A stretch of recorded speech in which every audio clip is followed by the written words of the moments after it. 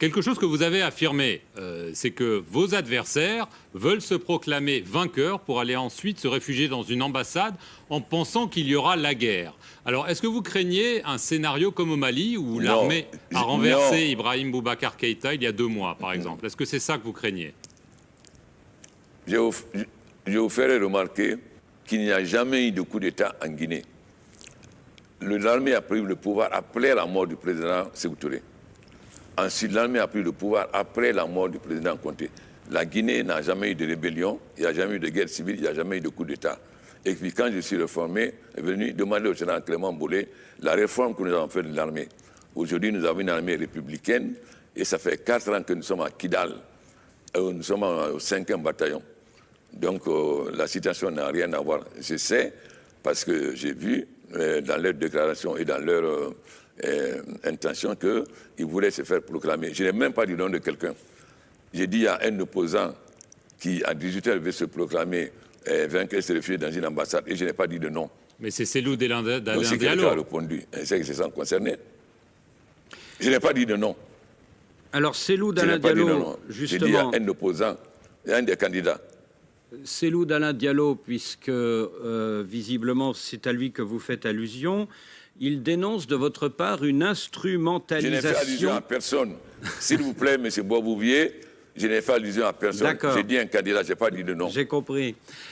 Cellou Dalein Diallo, en tout cas, il dénonce de votre part une instrumentalisation de la différence ethnique. Et il n'est pas le seul à pointer ce danger, puisque la semaine dernière, la mission internationale que vous avez reçue a condamné fermement les discours de haine à relents ethniques. Et visiblement, cette mission visait les 2 camps. Qu'est-ce que vous répondez à cette mission? Je n'ai jamais fait un discours à l'histoire. Monsieur le Président, vous avez parlé de votre passé d'opposant. Il y a quand même une question qui se pose à travers un récent rapport d'Amnesty International qui affirme qu'au moins 50 personnes sont mortes, 200 ont été blessées entre octobre 2019 juillet 2020, il parle des répressions contre les manifestations et ce rapport souligne la responsabilité des forces de défense et de sécurité. Alors une question toute simple mais grave, pourquoi n'y a-t-il jamais d'enquête et de sanctions contre les policiers ou les militaires qui tirent à balles réelles sur les gens? Écoutez, moi je ne prends pas Amnesty International au sérieux parce qu'ils font des enquêtes à charge. Et vous venez... vous n'interrogez pas le gouvernement pour savoir. Je vous fais remarquer qu'il y a des gens qui étaient habillés avec des choses de gris-gris comme des fétiches en disant anti-balles et que c'est eux qui ont attaqué le camp à Zéro-Collé.